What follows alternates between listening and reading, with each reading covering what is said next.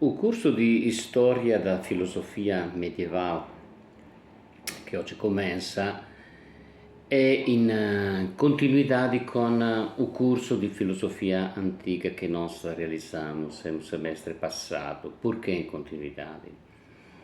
Perché il grande foco che a filosofia medievale enfrenta è aquele mistério che si realizza na pessoa di Gesù Cristo, che a partir do primeiro século, no final do primeiro século, provoca um grande debate, che è ao mesmo tempo teologico e filosofico. E è un debate sobre a presenza divina in un uomo. Com'è che un uomo si può dichiarare Deus? Questo è il grande problema. E isso provoca una riflessione che abrange muitos séculos.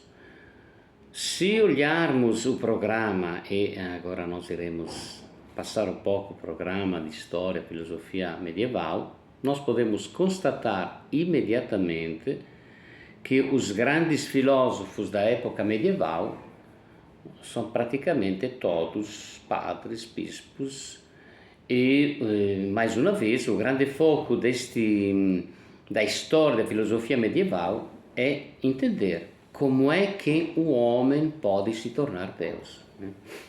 Primeiro. E segundo, quem é Deus?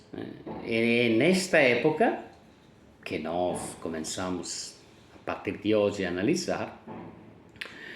Outro grande problema é a resposta a esta pergunta: quem é Deus? Que é claramente uma resposta não apenas teológica, mas também filosófica. Como nós vimos no curso de filosofia antiga, os grandes filósofos, Platão, Aristóteles, mas também Sócrates, e também na época helenística, com o epicureísmo, o estoicismo, a teologia é um ramo, um setor da filosofia. E na época medieval, o problema de Deus é o grande problema, que a filosofia provoca os instrumentos que a filosofia pode oferecer. Mas antes de continuar um pouco o debate, vamos ver o programa que se encontra no blog Paideia, e você pode procurar o blog, eu aliás deixo os links embaixo do vídeo. Pode procurar o blog para ver o calendário História, Filosofia Medieval é 2025. Então, no mês de julho, hoje nós iremos fazer uma introdução ao curso.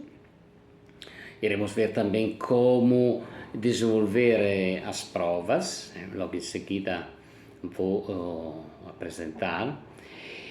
E no mês de julho nós iremos aprofundar o tema do platonismo dos padres. Este é o grande tema. Os padres da igreja que, para resolver o problema, os dois problemas, ou seja, o tema da divinidade de um homem, é um problema porque na mentalidade filosófica da filosofia antiga, sobretudo Platão e Aristóteles, Deus é imóvel. Pense ao motor imóvel de Aristóteles. Então, como é que, se Deus é imóvel, como é que nós vamos indicar que Deus caminhou na Terra? Porque este é o grande mistério da encarnação. Deus que se fez carne, veio morar no meio de nós, quer dizer que caminhava. Então, para os gregos isso é uma loucura. É por isso que Paulo fala desta maneira na primeira carta aos Coríntios, logo no começo. É uma loucura para os gregos, porque destrói toda a elaboração filosófica realizada pelo grande filósofo Aristóteles. Esta separação entre o mundo das ideias de Platão e o mundo fenomênico. E o mundo das ideias, a característica das ideias é a imobilidade, que é a característica do ser de Parmênide que Platão aplica às ideias. A mesma coisa na reflexão de Aristóteles, quando ele, na parte teológica da metafísica, ele começa a refletir sobre a estrutura e a natureza de Deus.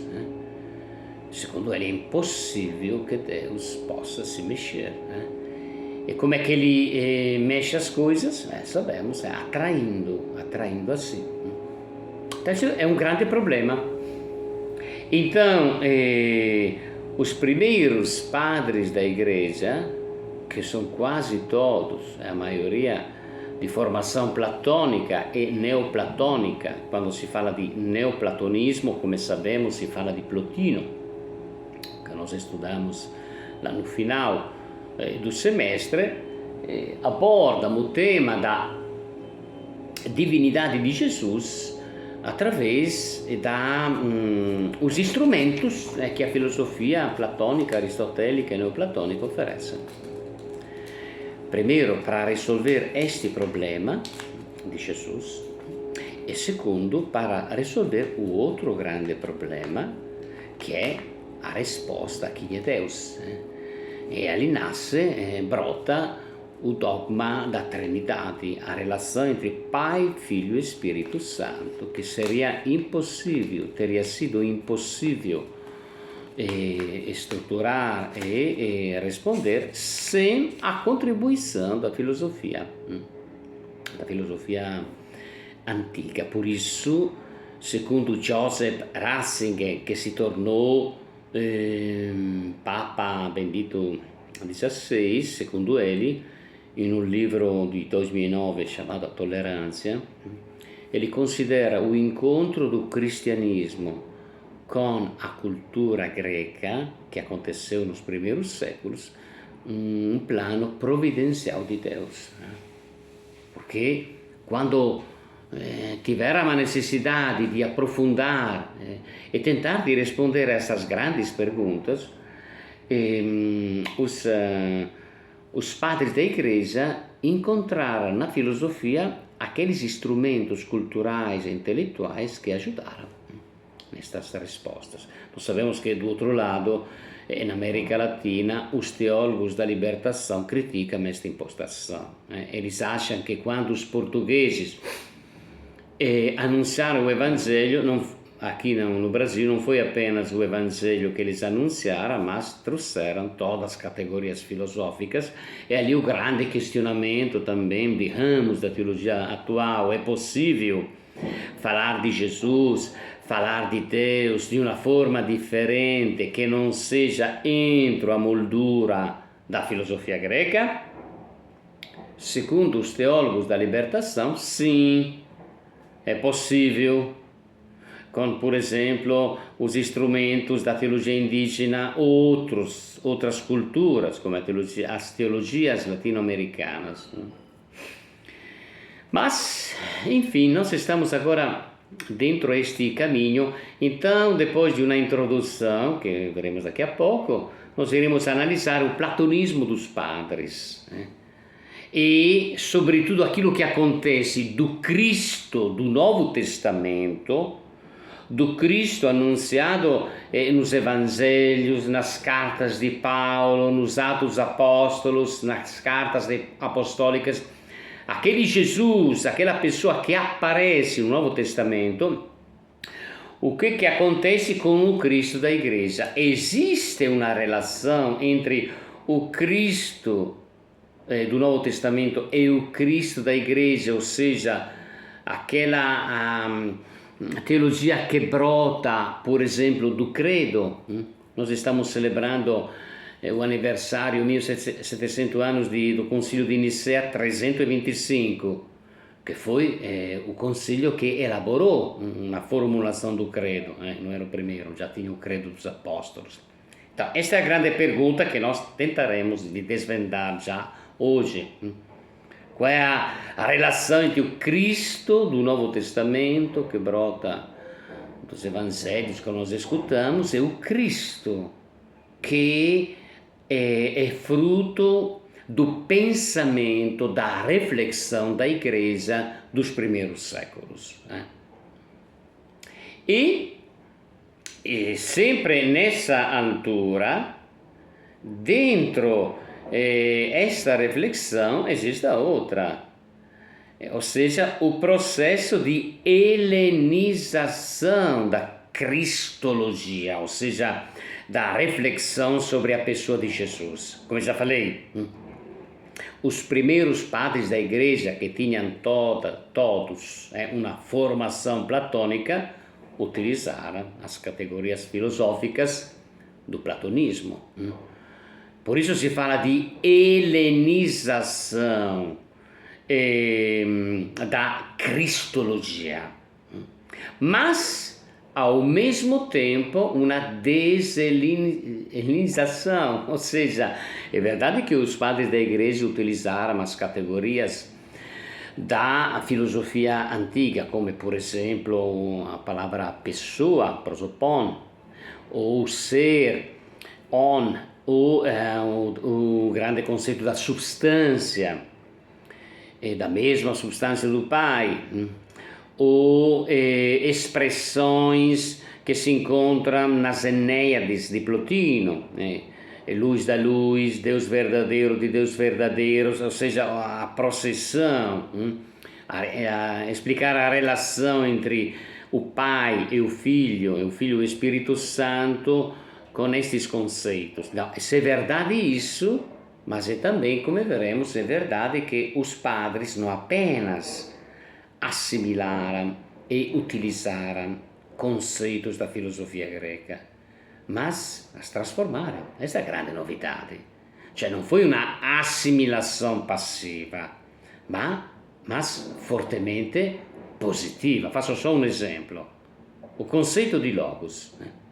O conceito di logos, come sabemos, é um conceito fundamental da filosofia greca, que, aliás, tem também várias declinações. Pode ser entendido como a narração, mas também como pensamento, logos, o raciocínio, outro. Agora, o que fizeram os padres da igreja? Personificaram este conceito. A partir do Novo Testamento, ou seja, a partir do Evangelho de João, logos não indica simplesmente o raciocínio, o pensamento. Não. Logos é Cristo. Cristo é o logos, é o pensamento de Deus. Ali tem também toda aquela ideia que nós encontramos no neoplatonismo, que nos lembra que as ideias são o pensamento de Deus. Mas isso é interessante, este processo, este esforço dos padres da igreja, que não apenas assimilaram, pegaram conceitos que eles estudaram, fruto da formação deles, de proveniência da filosofia antiga, mas transformaram. É o primeiro exemplo, é claramente este conceito de logos, que já se encontra transformado no Evangelho de João. E depois disso, nós veremos o primeiro grande autor que tenta de aplicar os conceitos da filosofia, sobretudo platônica, ao texto sagrado. E este grande autor é Filo de Alexandria, que é mais ou menos do primeiro século antes de Cristo, depois. Ele vive mais ou menos nesta época. Ele é o primeiro a aplicar o método chamado di allegoresi, di cunho e sabor platonico, ao Pentateuco, sobretudo a Gênesis, ao capítulo sobre a criação. E será muito interessante ler alguns textos, ver como é que ele aplica esta maneira de interpretar o texto. E já aqui temos uma grande indicação que Filo de Alexandria aponta, ou seja, que o texto sagrado tem um conteúdo que vai além daquilo que expressa de forma literal. Tem um conteúdo alegórico. que depois os padres também aprofundarão o conteúdo espiritual. Então, por isso será interessante acompanhar, ler algum texto e também depois, a partir de Filo de Alexandria, ver como os padres da igreja transformam e moldam esta maneira de Filo de Alexandria abordar de forma allegorica o texto sagrado com aquele método muito importante nos primeiros padres da igreja que nós podemos ainda hoje ver aplicado na mistagogia, ou seja, nas pregações que os padres da igreja até o V século, mais ou menos, faziam sobre os sacramentos, na noite de Páscoa, onde eram celebrados os sacramentos da iniciação cristã, o método chamado tipológico. Então, alegorese, aplicação do método platônico ao texto sagrado, e a tipologia, é um método tipológico que se encontra na mistagogia. Depois, lá no mês de agosto, nós iremos folhear os primeiros grandes padres, chamados padres apostólicos, que são aqueles que vêm logo após dos textos que nós temos do Novo Testamento. Um texto de Didaqué, Hipólito, Atanásio, o pastor Dermas. Então, temos alguns textos que a tradição nos entregou. Não tem uma grande espessura filosófica, mas é uma primeira tentativa de entender quem é aquele cara. Jesus Cristo, que tem um evento que provoca a grande reflexão sobre a identidade de Jesus, que não é apenas o filho de Maria, é algo a mais, é a ressurreição. Segundo os estudiosos, toda a grande reflexão que já acontece na primeira comunidade sobre este tema, a identidade de Jesus, começa depois do evento da ressurreição. Por quê? Porque antes de Jesus e também depois, nunca ninguém tinha ressuscitado dos mortos, nem em Manaus. E também aqui em Reggio Emilia ninguém viu alguém que foi sepultado que ressuscitou. Por isso, depois do evento da ressurreição, que é muito debatido ainda hoje, tem autores gregos e romanos contemporâneos de Jesus, coletados por um patrólogo inglês que se chama Wilken.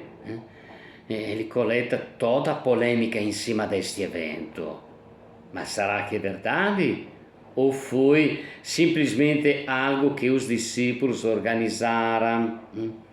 Aliás, até no Evangelho de Mateus, como sabemos, lá no finalzinho, capítulo 27 e 28, é relatado esta maneira de pensar, ou seja, que os discípulos, uma conversa que os discípulos esconderam o corpo de Jesus para depois espalhar a notícia que ele ressuscitou e que eles viram.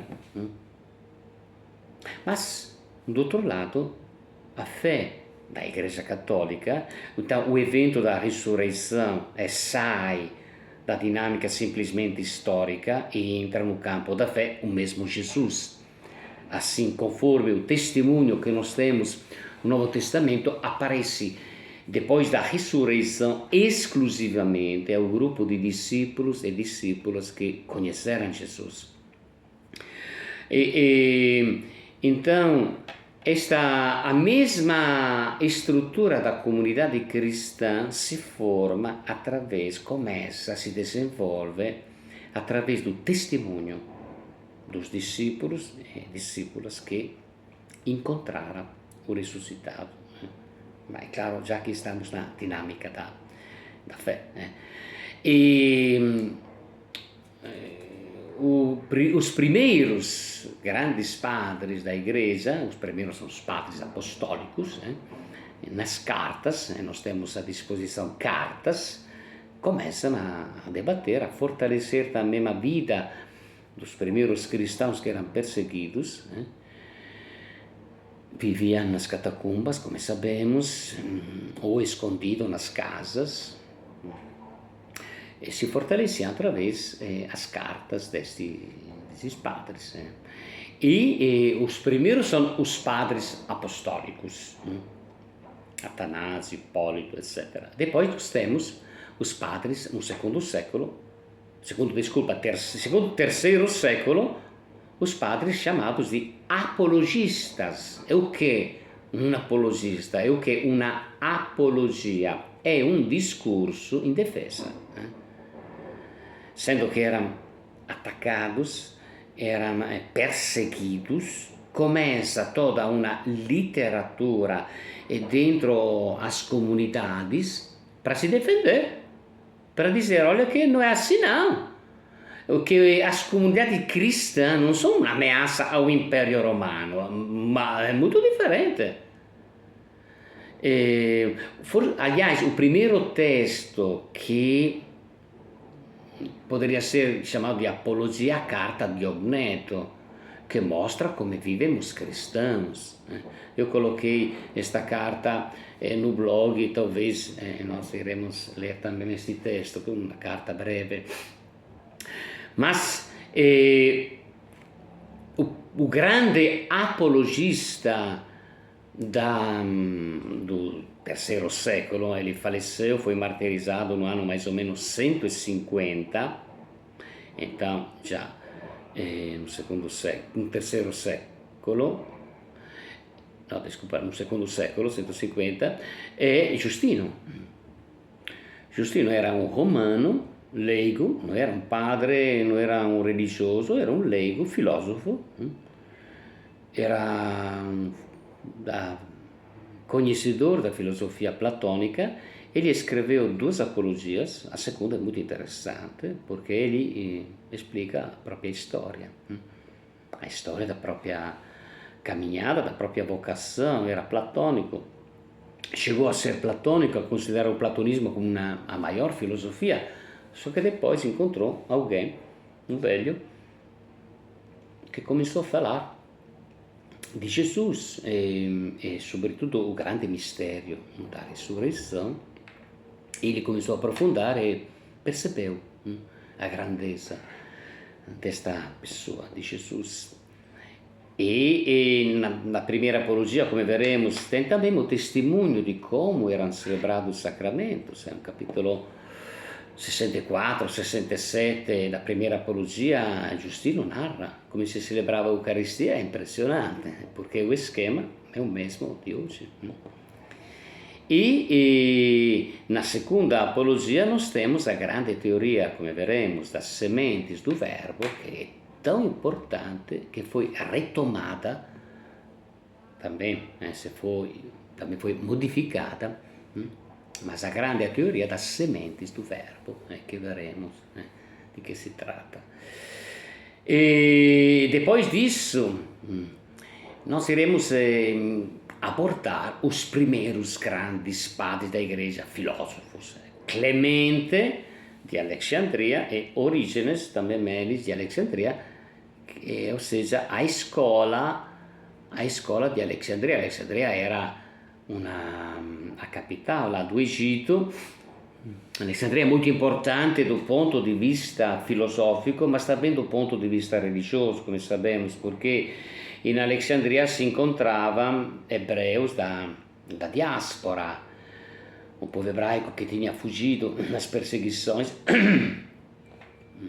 e formou uma comunidade importante em Alexandria de Egito. Alexandria de Egito tinha a biblioteca mais famosa da antiguidade.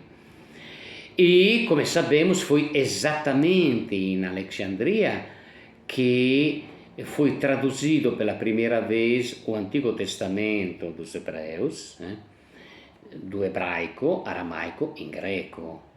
Por que foi traduzido? Porque as novas gerações não conheciam o hebraico e o greco, não conheciam o hebraico e o aramaico, porque eles falavam o greco, que era o idioma che si falava in Alessandria, che era una colonia greca. e depois se tornou colônia romana. Por isso eles pediram esta tradução, que é chamada a tradução dos 70, conforme aquela lenda que 70 sábios do povo hebraico foram colocados em 70 lugares diferentes para traduzir o Antigo Testamento, e quando se encontraram, um milagre, porque a tradução dos 70 batia. Fizeram 70 traduções idênticas. Mas, come fala o meu querido amigo Giovanni Reale, na introdução a Filo de Alexandria, ele fala que traduzir é já interpretar. Quando você traduz um texto, está interpretando, sobretudo quando traduz de um idioma para um outro, e sobretudo quando o idioma não é muito utilizado como o hebraico, e di fatto os contemporâneos já não falavam hebraico, mas aramaico. Neste clima cultural se desenvolveram também umas grandes filosofias da época helenística, como sabemos, o estoicismo, o epicureísmo, o ecletismo, o medio platonismo, que tenta uma mediação entre o grande sistema platônico e o sistema aristotelico. E neste âmbito brotam estas figuras. Secondo una tradição, Origene talvez foi até discípulo di Plotino. Clemente é interessante pela reflexão que ele partilha dentro a comunidade do terceiro século, ou seja, a importância da filosofia como ancilla, como pedagoga para o caminho da fé, e não como contraste, como outros padres da igreja consideravam a filosofia como algo di negativo. No, secondo Clemente não é não. Um pedagogo, che è un'opera dele, ele fala que a filosofia é muito importante, porque ajuda a entrar dentro o caminho do conhecimento da fé. E Orígenes è considerato o maior catequeta do terceiro século, um crânio, um genio. Os textos di Clemente sono impressionanti, ma è molto importante perché ele debate con la filosofia antica, soprattutto con un filosofo che odiava os cristãos, che è Celso. Egli scrive un volume di 500-600 pagine contro Celso, che è traduzito pela Paulus no Brasil. E è interessante che deste cara che odiava os cristãos, escrevia coisas horrorosas, tudo foi perdido, e o material que nós ainda hoje conhecemos de Celso são as citações muito compridas de Orígenes. Orígenes que colocava citações di Celso e confutava, debatia com ele dizendo: cara, você tá doido, não é assim não. Então é interessante esta leitura aprofundada que nós podemos realizar sobre Orígenes, para ver um pouco como se desenvolve também o cristianismo nos primeiros séculos, esta capacidade de debater. E continuando a programação, depois nós teremos uma reflexão muito importante também no contexto atual, aquela reflexão que acontece nos grandes concílios. É interessante ver aquilo que acontece, por exemplo, em Éfeso, em Nicea, Costantinopla, porque ali se percebe muito bem a contribuição da filosofia antiga. Mais uma vez, os bispos que participavam eram todos filósofos de formação filosófica, sobretudo platônica e neoplatônica. Alguns deles foram discípulos, alunos di Plotino, che è il pai del neoplatonismo, grande sistema neoplatonico. Então, exatamente nesses concílios que nós iremos também analisar a contribuição, a importância da filosofia antiga que os padres, os primeiros padres da igreja utilizavam para combater as heresias. Os primeiros concílios, o grande debate foi aquilo que estava acontecendo. Tinha, como é que nasce un'eresia? Un'eresia é uma evolução do dogma cristão, porque enfatiza um aspecto,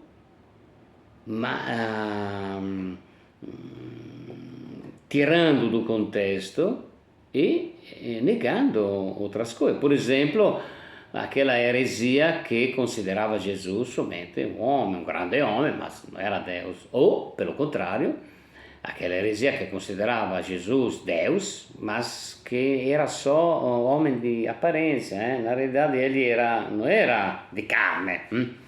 Ou outras heresias que descartavam o Velho Testamento, que era bom só o Novo Testamento, ou outras heresias que diziam que Jesus tinha somente uma vontade divina. Então, várias ideias diferentes daquilo que a igreja apresentava, daquilo que o Novo Testamento mostrava, surgiram nos primeiros séculos. Aliás, de uma grande heresia chamada gnosticismo, nós temos indicações também no Novo Testamento, por exemplo, no Evangelho de João e nas 3 cartas de João. Ali é claríssimo o tema do gnosticismo, que entra dentro a primeira comunidade e que os cristãos tentam de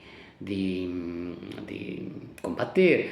Mas de que maneira? Como é que os cristãos combatem, entre aspas, com a palavra, com a cultura, a filosofia, estas chamadas heresias, buscando, aprofundando o estudo do Novo Testamento.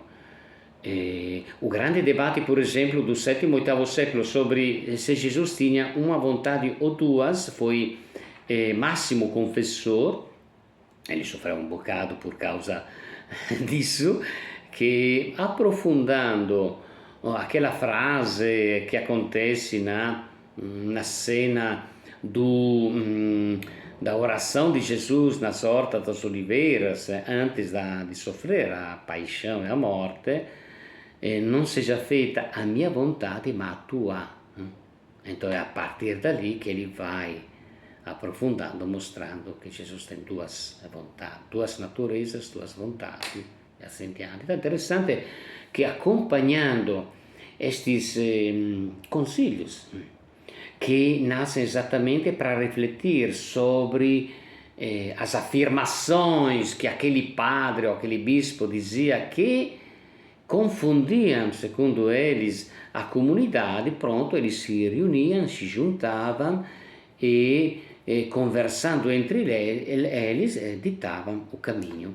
Fruto, como sabemos, desses grandes concílios, são os artigos do credo, que são interessantes. Ainda hoje, quando nós rezamos o credo niceno costantinopolitano, é o fruto dessa grande reflexão dos primeiros séculos.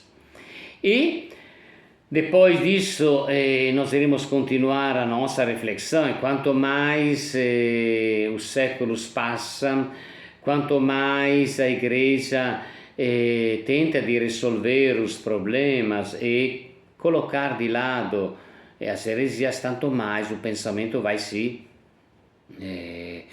organizando, articulando. E tem Raniero Cantalamessa, che è un grande patrologo.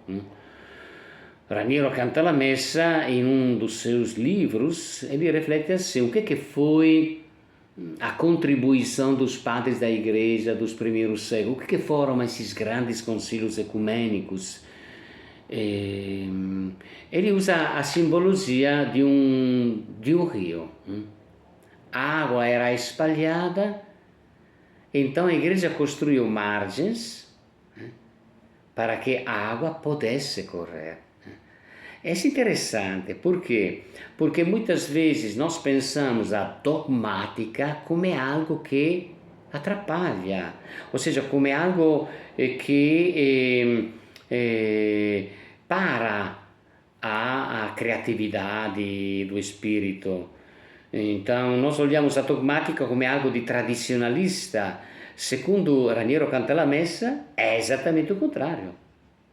Porque sem a contribuição dos padres dos primeiros séculos, a água da vida que Jesus tinha brotado, em João capítulo 7, teria sido se espalhada, talvez desperdiçada em 1000 comunidades, tudo diferente. Colocando os margens, os padres da igreja permitiram que a água corresse, segura, forte, e pudesse arrear, levar água em todas as comunidades. Esta é uma simbologia, acho interessante, di Raniero Cantalamessa, che sintetizza o esforço dos primeiros padres da igreja. E depois então de analisar os capadócios, Gregório de Nissa, Basílio e os outros, nós iremos ver os últimos importantes, aquilo que é chamado pseudo Dioniso Areopagita e Massimo Confessor. Já estamos aqui mais ou menos no 8º século. Massimo Confessor já anticipei, e aquele que produziu a reflexão sobre as duas vontades de Jesus. A primeira parte deste curso de filosofia antiga termina com Santo Agostinho. Nós temos duas partes importantíssimas da filosofia antiga. A primeira termina com Agostinho. Agostinho é o grande padre da igreja, que irá influenciar a igreja, cujo pensamento irá influenciar a igreja mais ou menos por 8 séculos. Então, um pensamento de grande relevância. Agostinho faleceu no 430, então estamos no 5º século. As datas são muito importantes, depois vamos ver algumas.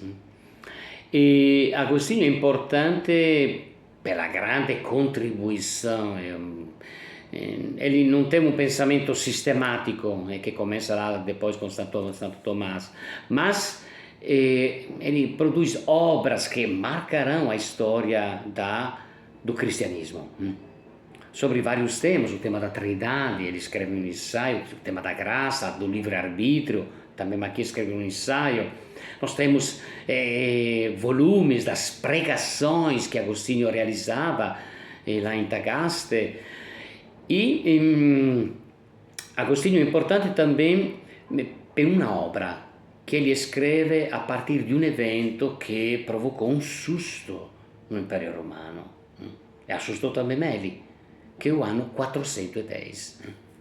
Pela primeira vez, alguns bárbaros conseguiram entrar dentro do Campidoglio, ou seja, dentro do coração de Roma. Assustou. Por quê?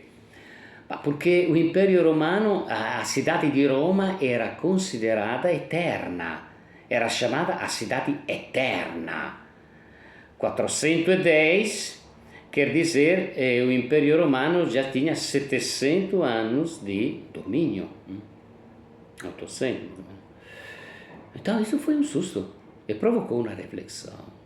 Agostinho, a partir disso, começou a refletir sobre aquilo que é chamada a teologia da história, ou também a filosofia da história.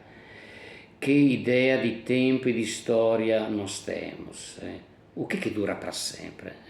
Se até a cidade eterna é ameaçada de cair, de fato, como sabemos, o Império Romano sarà destruído pelos bárbaros no ano 476. Mas Agostinho já percebe que aquele evento do 410 não foi só um acaso, porque também a civilização, romana stava in grande decadenza, era molto corrotta, era um negócio muito esquisito, né? E ele começa a refletir sobre a verdadeira cidade. E a verdadeira cidade é a cidade de Deus. A cidade de Deus é uma grande obra, a última grande obra di Agostinho, e ele demora 10 anos para terminar esta obra, onde ele faz esta comparação entre a cidade terrena e a cidade de Deus. Esta obra é muito importante, porque será tomado como referência nos séculos sucessivos para ver a relação entre o rei do Sagrado Império Romano e o Papa. O Papa, o papato, a ideia di Papa a partir do quarto século, ou seja, do edito di Costantino, irá ter uma grande transformação até Gregório VII. Eu considero Gregório, não sou eu, um dos maiores papas, não somente da época medieval, no bem e no mal. Foi Gregório VII que elaborou o Dictatus Papa, Dictatus Pape, ou seja, que a partir deste documento é o Papa que representa Deus na Terra. É o imperador, e come a relação entre o Sol e a Lua. O Papa é o Sol, que tem uma energia e luz que vem de Deus, e a Lua que recebe a luz do Papa. E por isso o símbolo, a simbologia desta relação, que é extremamente importante, é a dinâmica principal di toda a storia medieval, si incontra na noite di Natal do anno 800 depois de Cristo, quando Leão III colocou a coroa em cima da cabeça de Carlos Magnus. Este evento foi um evento fundamental, crucial, apesar que somente no século XI, com Gregório VII, esta ideia se torna marcante, com tudo aquilo também de negativo que dentro a igreja se desenvolve, ou seja, um desenvolvimento da ideia de papato que assume conotações divinas, deixando de lado o collegio dos apóstolos. E sarà este o grande foco, pelo menos um dos grandes focos do Concílio Vaticano II, que lá da Lumen Gentium, no capítulo 3, irá retomar a reflexão, a importância do collegio episcopal, que junto com o Papa acompanha o caminho da igreja. Então, Agostinho termina a primeira parte. Agostinho é importante, porque Agostinho é, talvez, entre os padres da igreja, aquele que mais utilizou o platonismo. Tinha um meu professor de liturgia, um grande liturgista, é ainda vivo, Enrico Mazza, considerato um grande estudioso sobre a oração eucarística. Ele é aquele que analisou mais de qualquer um como é que se desenvolveram, como é que nasceram e se desenvolveram as orações eucarísticas na história da igreja. E ele dizia assim aos estudantes: agora, por favor, não leiam Agostinho. A gente dizia: por quê, professor? Mas porque você não conhece Platão, então vocês vão ler páginas interpretando de uma forma espiritual algo que foi moldado, foi escrito com categorias de tipo filosófico, de modo especial platônico. Isso é muito visível também nos discursos, nas homilias de Agostinho. Então Agostinho termina esta primeira parte da história da filosofia medieval. Nós iremos dedicar 2 dias, 6 aulas a Agostinho, acho que ele merece a nossa atenção.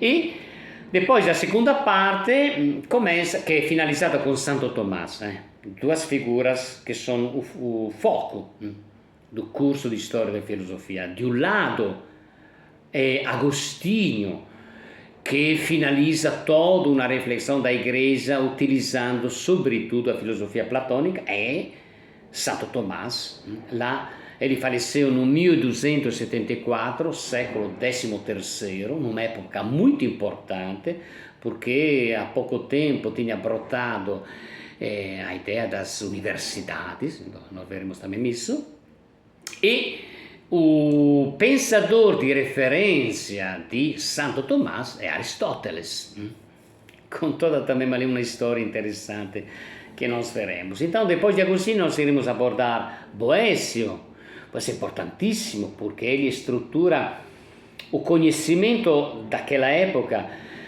Nós estamos já no século VII, VIII, Boécio, trívio e quadrívio. Nós temos uma crise depois das invasões barbáricas, que acontece lá com a destruição de Roma no ano 476. Nós temos uma crise muito grande em todo o mundo ocidental, porque são destruídas as bibliotecas, se perdem toda a contribuição também patrística. Todo este material foi salvo nos mosteiros beneditinos, que copiaram textos e conseguiram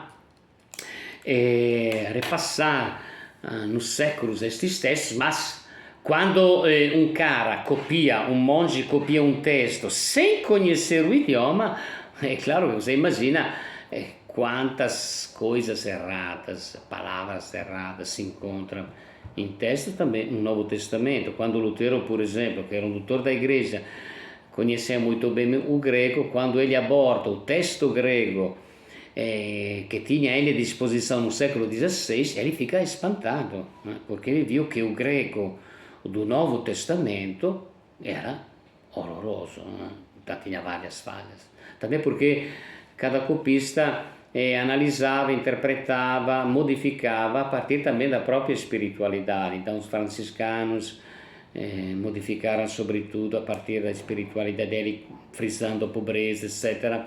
Os benedictinos frisando a relação entre oração e trabalho e assim diante. Então nós iremos ver depois di Boécio o grande filosofo, teólogo, bispo di Aosta, Anselmo di Aosta, con a grande preoccupazione nesta época é demonstrar a existência de Deus. Então tem provas de tipo a posteriori, que também Agostinho aponta, mas tem também provas chamadas ontológicas. E Anselmo ele faz a própria proposta de uma prova ontológica tão importante que era chegar até Immanuel Kant, no século XIX. Então, uma prova interessante que nós iremos estudar. Depois, nós iremos dar uma analisada daquilo que acontece do ponto de vista cultural. O que acontece na época no redor di Carlo Magno e também depois. Então, nós veremos Alcuino, as escolas que se formam ligados ou ao episcopato, ou às escolas ligadas a mosteiros, ou às escolas palatinas, que era ligada ao município, por exemplo. Como é que se estrutura as escolas? Até chegar às grandes escolas de Chartres, São Vitor, mas sobretudo aquilo que acontece no século XI, ou seja, o nascimento das universidades. Século XI, XII, este fenomeno interessantissimo che começa a brotar primeiro na Itália, Bologna, Reggio Emilia. A primeira, mais antiga, parece, desculpe aí, é a Reggio Emilia.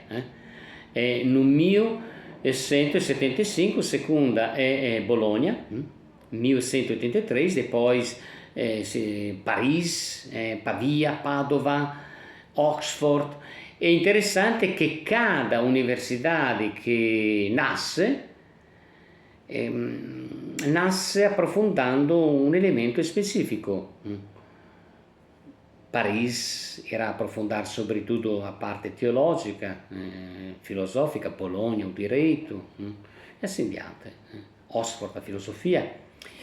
E estas universidades, centros culturais, elaboram um próprio método, atraem estudantes, atraem também financiadores. A igreja fica imediatamente de olho, sobretudo em cima de Paris, porque Paris é a grande faculdade teológica, então, os franciscanos de um lado, os dominicanos do outro, os grandes debates. Tomás era um dominicano. E nós temos figuras importantes nas universidades, e nós veremos um pouco este movimento. E figuras importantes desta universidade foram várias. Nós iremos ver duas, sobretudo, porque criaram um debate. Abelardo e Bernardo di Chiaravalle, e sobre a controvérsia, sobre um tema central da época medieval, ali no redor do ano 1000, que são os universais, que traduzindo em síntese é esta. Mas, por exemplo, a ideia de homem, a ideia é real ou não? Ou é só um conceito? Então, sendo que tinha se esgotado a produção dos grandes sistemas filosóficos da época clássica, e o grande foco, de um lado, o primeiro que se esgota lá, com os grandes concílios sobre a identidade de Jesus, a relação entre Pai, Filho e Espírito Santo, começa esses debates sobre a prova da existência de Deus e sobre o tema dos universais, os conceitos. São reais, são o quê? Então nós veremos um debate interessante, tem um texto que nós iremos ler, um debate entre Abelardo e Bernardo. Abelardo é um crânio, um gênio, e Bernardo sabe disso, só que ele acusa Abelardo de heresias, de mais de 40 heresias nos seus textos. Tem um debate na frente de bispos, e o êxito nós iremos analisá-lo. Depois, lá em novembro, se Deus quiser, nós iremos chegar à escolástica de Santo Tomás. Santo Tomás, também é um gênio. Santo Tomás, ele sistematiza todos os elementos do credo,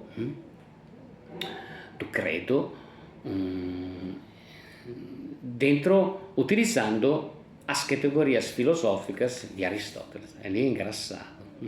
Muito engraçado, porque Aristóteles tinha sido jogado fora da igreja. Cioè a igreja proibia a leitura de Aristóteles. Apesar que Aristóteles tinha sumido do mapa. E voltou através dos árabes, Avicena Averroes, que talvez iremos ler algumas coisas. Então, quando Tomás chega em Paris, ele escuta pelos colegas a obra deste cara, Aristóteles, que não se encontrava e que era proibido. Então ele pegou esses livros e lia de noite. Ele percebeu a força poderosa dialética e lógica do aristotelismo. Então ele começa a utilizar as categorias aristotélicas, substância, acidentes, ato, potência, para abordar os grandes mistérios da revelação cristã, de Jesus, os sacramentos, criando então a Suma Teológica, que se encontra também na biblioteca da nossa faculdade. Depois de Santo Tomás, também para eles dedicaremos 2 dias, os últimos que nós iremos abordar são Occam e o mestre Eckhart, lá no final de novembro. Este é um pouco o grande itinerário que nós iremos realizar neste percurso filosófico, que acho que uma pessoa cristã que até está se preparando pela vida religiosa é de suma importância. Também porque nós sabemos que o Concílio Vaticano II, o grande grido que sai do Concílio Vaticano II é voltar às fontes. E quando o Concílio Vaticano II pede de voltar às fontes são duas. É a Sagrada Escritura, que tinha sido abandonada depois da luta com Lutero contra a Reforma, tira a Bíblia dos cristãos e coloca o Catecismo de Bellarmino, do 1598, do cardeal Bellarmino. Então, as fontes é a Sagrada Escritura. A segunda grande fonte são os padres da Igreja. Os primeiros 5 séculos da Igreja é chamada Época de Ouro.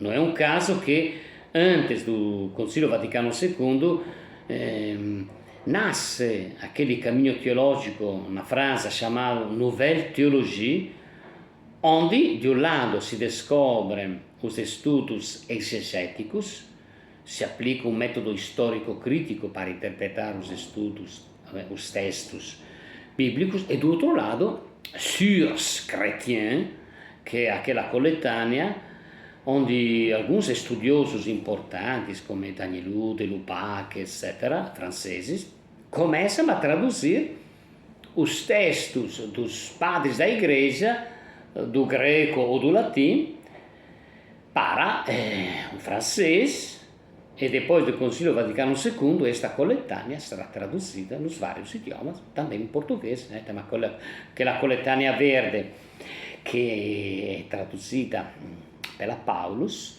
é fruto de Sources chrétiens. Então, por isso, mais uma vez, é de grande, de suma importância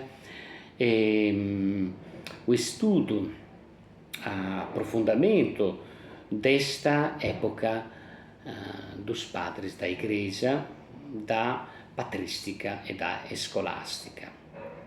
Esta é a primeira parte desta introdução. No próximo vídeo, nós vamos começar a aprofundar um aspecto.